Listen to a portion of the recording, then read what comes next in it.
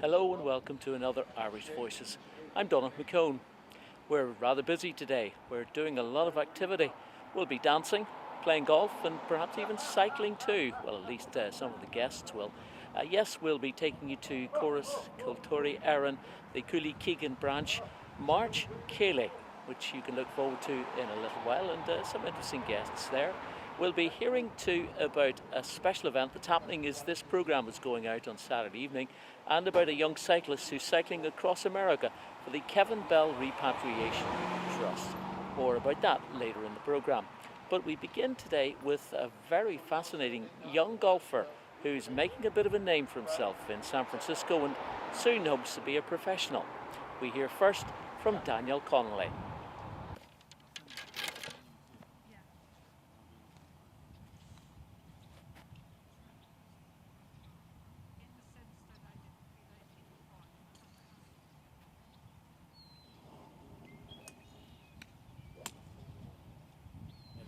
Happened 2 weeks ago. The final was 36 holes, and the weather's a lot better today than it was then.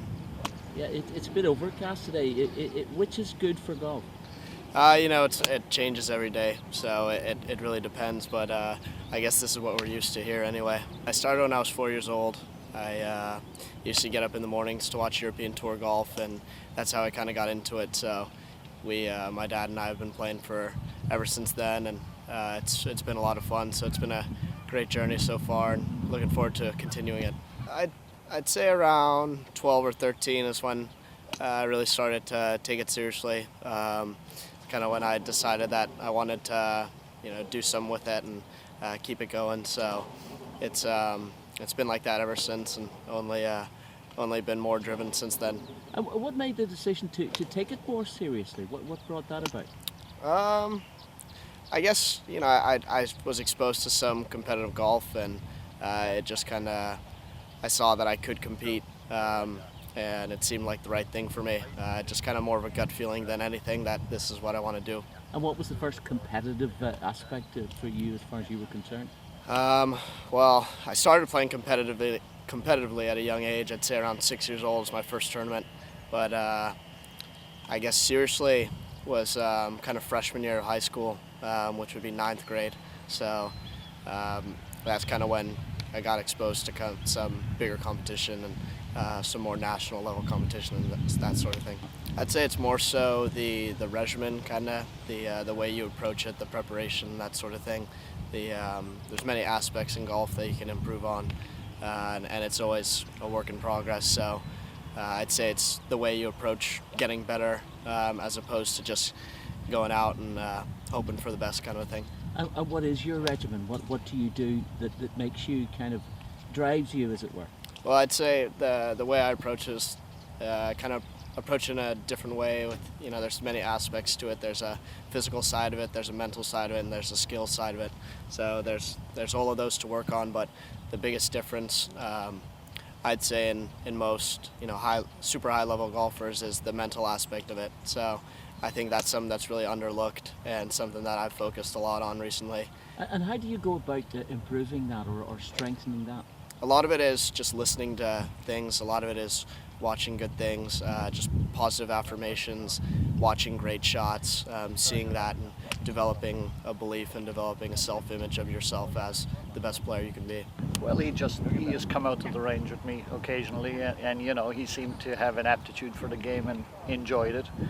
And we've always kept enjoyment at the core of everything. If you're having fun, you like to do it. And he picked it up from there and took the ball and ran with it himself. And now, he's had a little bit of success so far, and he keeps working hard, and it's very gratifying. You're a golfer yourself?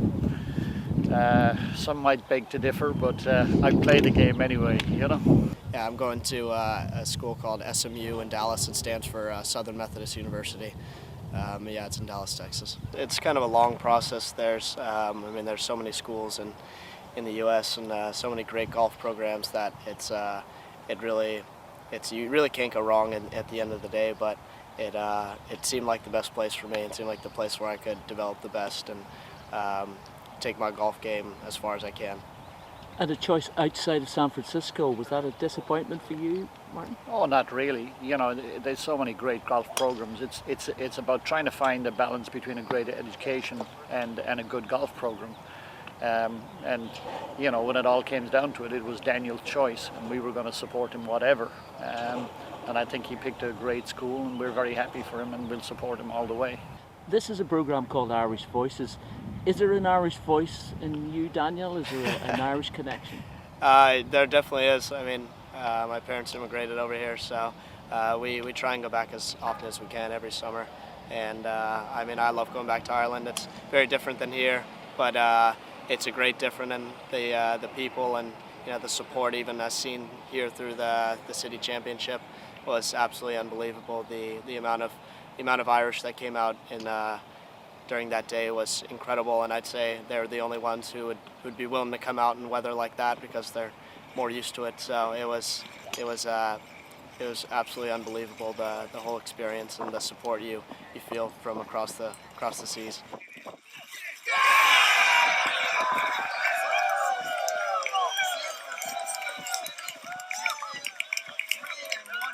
What about the connection back in Ireland? What do they think of Daniel's efforts? Oh, they're very proud, obviously. You know, it seems like they think that he won the Masters. You know, it's a big deal, but it's, in the whole scheme of things, it's not huge, but it's a great stepping stone.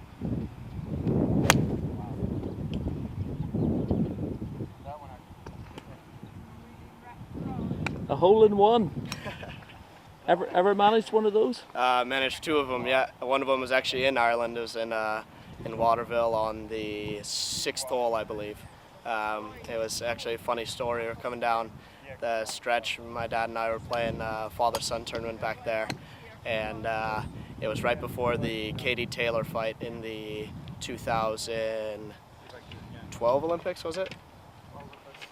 12. And yeah, we were coming down the stretch, and I holed it with an 8-iron, and we came in, and the clubhouse was packed because everyone was in to watch the fight. So it was a pretty penny for the tab anyway to buy drinks. Yes, because you have to buy a drink around a drink for everybody. Yeah, exactly. So it was a lot out of Dad's pocket, that's for sure. It differs from person to person, but I'd say for me, it's just being able to see 1.5 or 2 knuckles on your left hand, and having the right hand neutral enough so that this V points at my sternum. So that's for me anyway. It differs from person to person. Some people maybe are more around like this, some people more on top like that, some people more on top like this with the left hand, some people more like that. But that's the beauty of golf. It's not a one-size-fits-all thing, and it's something that, you know, you just have to experiment with and see what works for you. What happens if you get to the university and they try to change all that? Well, it depends. You know, it's a lot of it. So I've been around the game for a while, so I'm familiar with some of the things that work for me and some that don't. Obviously, I'm gonna be exposed to really good coaching. So obviously, I'll look into what they say, and because they're trying to help me and maximize me. So it's something that you'll just have to look at and experiment with and see if it works. See if it works under pressure as well, and go from there.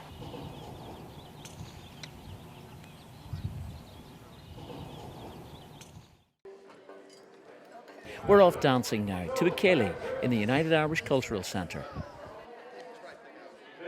Well, my name's Michael Reamer, and I'm the co-chair of Cultus Cultari Éireann, the Cooley Keegan branch. I'm also one of the teachers for the set dancing that we do every Thursday night.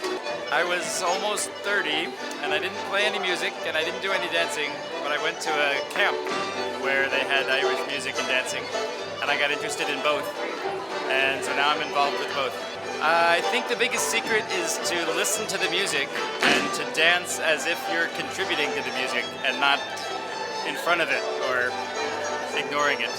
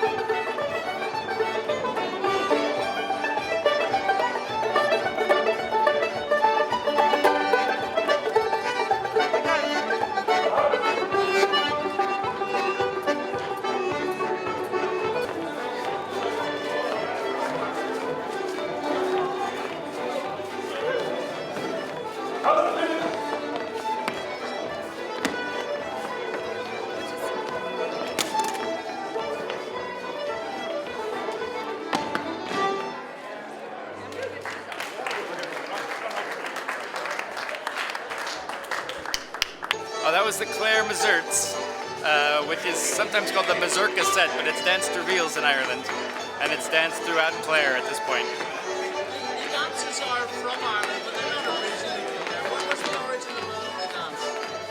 Oh, you mean long ago? Many of the dances were French quadrilles, because the French were seen back in the 1700s as being the dance masters. And the dances that were popular came to many countries. And when they came to Ireland, they were adapted to Irish music. So there are Lancers sets in different parts of Ireland that are entirely different dances, even though they came from the same dance.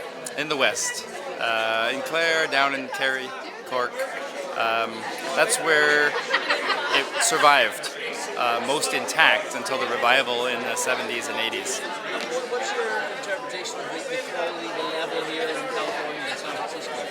Oh, I'd say it's quite good. I mean, it's, maybe 30 people from our group will go to the convention each year, which is usually back on the East Coast, and have no trouble holding their own. But there's many branches of cultists in New York and Chicago and Boston, 3 or 4 in each city, and we are still the one large branch west of the Mississippi, so we're sort of an outpost for the Irish dance. And you enjoy the dancing, never mind the teaching yourself? Oh, I do, yeah, that's why I got into it. What's your favorite dance? Probably, the Clare Plain set, which we haven't done tonight. That would be my favorite. I'll start off in English. We would like to thank this wonderful family and their father, Michael Hughes, for their generous donation to Comhaltas Cultúra Éireann in support of our Irish language program here at the centre and the music program. My name is Imelda White, and I teach Irish language here at the Cultural Centre every Saturday morning under the auspices of Comhaltas Cultúra Éireann. We will be starting a new session in 2 weeks on the 2nd of April at 10:30 in the morning, and we run until 1:30. We have a beginning class and an intermediate class. Ní féidir lom laud cuairge go mai fós ach is brailom rangana le Imelda. I've been studying Irish for 3 years now. I don't speak Irish very well yet, but I love going to class with Imelda. And I want to thank the Hughes family very much for the scholarship that encourages folks like me to go to class and learn Irish. Brian's son is a world champion Irish dancer. Yes. He's attended the World Championships in Ireland every year. He danced World Championships for 10 years in a row. Yes. His name is Jake Gray. He started when he was 5, and he's 19 now, and he's just stopped dancing in readiness to go to college fairly soon. Tell him where he's going to college. Jake's going to go to NUI Galway.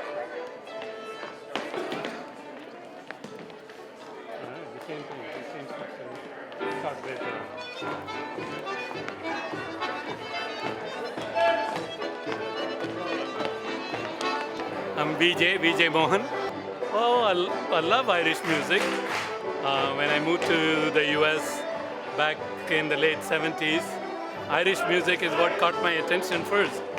So I've been kind of addicted to it since then. I sing a bit, but not right now, I think. And how did you take to the dancing? Oh, Well, it was a parallel movement. I got into international folk dancing, then Scottish, English and stuff. And now lately I've started with Irish.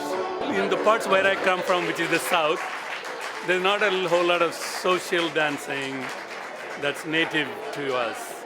And especially men tend not to do any social dancing. Most of the dances are more like display dances. So I don't know any Indian, I don't dance at least any.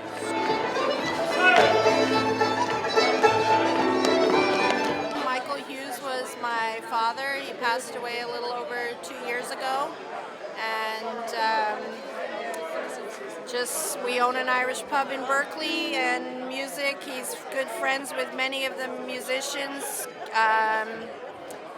Richard, Melissa Lundy, Peter Persoff.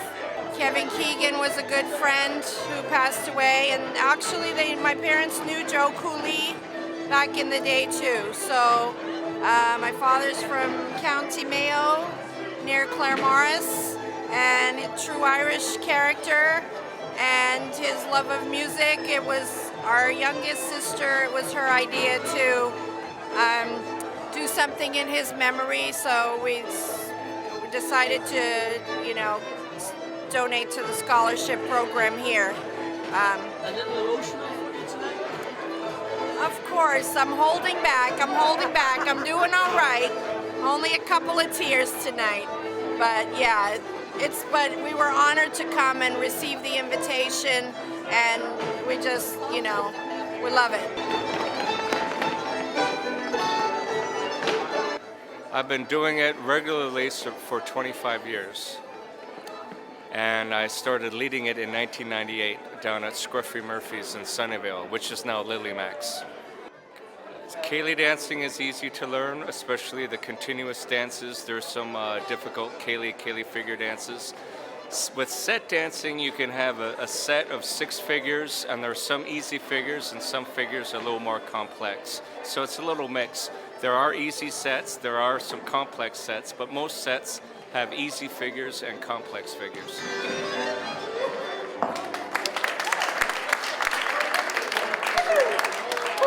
Joanne, can you do this? So let's keep the feet moving, this time on a cycle, with Darren Rowland, who's cycling across America for the Kevin Bell Repatriation Trust. He's leaving San Francisco on Sunday, tomorrow, very early, at around 12 o'clock from Ocean Beach. Morning, Darren. Morning. How are you? I'm great, you made it here. Made it here safe and sound, yes. Got in yesterday afternoon. Got picked up at the airport. And got in, got my bags all unpacked and built up my bike. So we're all ready to go now for Sunday. So this is the bike that's going to go across the United States? This is the bike that's going to carry me the whole way to New York from San Francisco that we are here today. So this came with you from Ireland? Yeah, we packed it up in a box. Myself and my family packed it and put it in the hold of the plane. And I got in yesterday and built it all back up. Straightened out the handlebars, put the saddle back on, and just need to get the pannier bags packed and get them mounted, and we're all ready to go. What's special about the bike? Well, we've got it modified with these racks on the front and on the back to carry extra luggage. So what we'll do is we'll mount panniers here on each side of the wheels and at the front on each side of the wheels. I've also put on a GPS, and I've loaded my route that'll take me every day across America. So I just follow the GPS as well, and then we've also got some spares in the back here. We've got spare tires, and we've got the accommodation sorted in a tent, and we've got all it strapped down. So tell me about why you wanted to do this in the first place. It's something I've been thinking about now for a good number of years, doing something like this. I remember as a teenager watching Ewan McGregor and Charlie Berman doing their motorcycle rides around the world actually. And then I read a few books. There's an Irish guy, Tony Griffin, who cycled across Canada. And the adventure of it all sort of caught my imagination, and I thought I'd love to do it. So I decided there in January to do it across America and given the circumstances that happened here last year in the Berkeley tragedies, and a friend of mine, Kevin Bell, who died in New York, I thought I'd do it to raise some money as well for the Kevin Bell Repatriation Trust. Tell us a bit about the Kevin Bell Repatriation Trust as you know it. Kevin Bell was a year ahead of me in the Abbey Grammar in Uri, and he was a good friend of mine. He was in a close circle of friends in the GEA circles and stuff, and he had moved to New York, and tragically he was knocked down and killed in 2013. And whenever this happened, the whole of Newry was distraught at the news, and everybody rallied around and had raised a lot of money to repatriate Kevin's body. Now the family, after Kevin's burial and the circumstances that surrounded getting him home and stuff, the family had a lot of money that they didn't know what to do with, and they got together and they thought what we should do is start up a trust, and they done that with the money, and they repatriate Irish people who die abroad home for burial in Ireland. At this stage it's something like 100 bodies. On the 11th of March this year there was 162 repatriates taken home in under 3 years. Now Kevin his third anniversary is coming up on the 16th of June this year, and for a charity in such infancy to take home so many people is unbelievable. And I believe that the monetary value of taking those bodies home is over £1 million. It's a remarkable amount of money. It's a remarkable amount of money, and it's a remarkable trust. And the family, Colin and Ethna and his brother and sisters, do a lot of hard work running the trust. You're taking a big risk going on the roads of America. I am and I am not. The roads of America are quite big compared to home, and if you have your wits about you and you're thinking of the safety and conscious of everything around you, it'll be fine. You stay well off the road on the right side of the road, and keep out of the way of traffic, and make sure you know what's coming and what's around you. Everything should be fine. So how far will the trip be? In total it's 4,000 miles. I head south from San Francisco to LA, and then due east to Dallas, where I make my way northeast then towards Nashville, Cincinnati, Pittsburgh, Philadelphia, and then on into New York for the 18th of June. And all of that in 2.5 months, because you're leaving on the 2nd of April, the 3rd of April? The 3rd of April, Sunday the 3rd of April, which is this Sunday. I leave. I'm probably around here on Ocean Beach in San Francisco around 12 o'clock, and 2.5 months or 11 weeks hoping to take me across America. And sleeping in a tent every night? Sleeping in a tent? Not every night, no. The Kevin Bell Trust put out an appeal to Irish people across America to see if anybody would be willing to host me, and there was a phenomenal response, especially here in San Francisco. A lot of Irish got in touch, and yourself, Donna, and a few others who got together and organised a fundraising event in San Francisco too, which is, the response is absolutely phenomenal. And I'm staying with Irish people right across America, so I think there's maybe 2 weeks or 2.5 weeks where I'll be staying in houses and with Irish people, and it'll be good to touch base with those who might not have been home for a lot of years and see what their experiences of America are. So you're bringing hope to them almost? I'm hoping I can bring something from Ireland out, and they can share their experiences of America with me, and I can bring it back home to Ireland again. There's an event on Saturday evening in the Ireland's 32, and there's going to be entertainment. Owen O'Sullivan and people of that nature. Will you be singing yourself? No, I'll not be singing myself, Donna. Maybe say a few words on behalf of the charity, and that's about it. I don't have the voice for singing at all.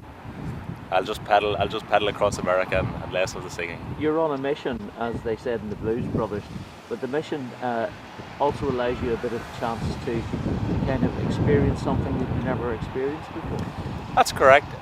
Whenever I thought of this, it was more of a holiday and an adventure, so what I'm trying to do is get out and see a bit of America that people might not see. There's a lot.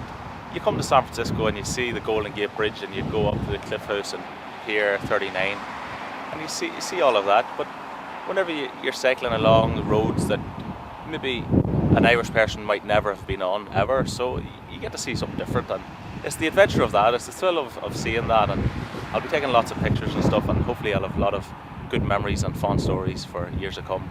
And what have you left behind in a work sense? Have you stopped work for a while? Yeah, well, I was working on a project in England and it was coming to an end, so I took this as a great opportunity to get away, because I've got 2 friends getting married in Boston in June, so I was coming to America anyway in June, and this was my excuse to get out early and cycle across it. Get me to the church on time. Yeah. Well, I've got a week in New York before it, so hopefully I'll get there. Well, the best of luck. We'll see you on Saturday night, and hopefully get a few people here on Sunday. What sort of time will you be leaving? We're leaving around between 12 noon and 1 p.m. here at Ocean Beach. The exact venue is to be confirmed, but I'd say around this area, Donagh. But if they keep an eye on Facebook and all, I can be seen on twowheelstonewyork.com, or you can catch me on Facebook as well. And I think the clubs out here have liked and shared the page as well. So if people want to, some of those pictures will be on that Facebook page as you make your way across. I'll be keeping the whole Facebook and the website updated, and I'm blogging as well. So if they want to check out the website for blogs, they can do, and it'd be greatly appreciated if they could like and share. Because as part of this, even though it's an adventure for me, it's also raising awareness for the charity and getting the name out there and making people aware of what they do and where they are if they're ever needed. The best of luck at your trip. Thanks very much, Donagh, and thanks to all the Irish people here in San Fran and across America.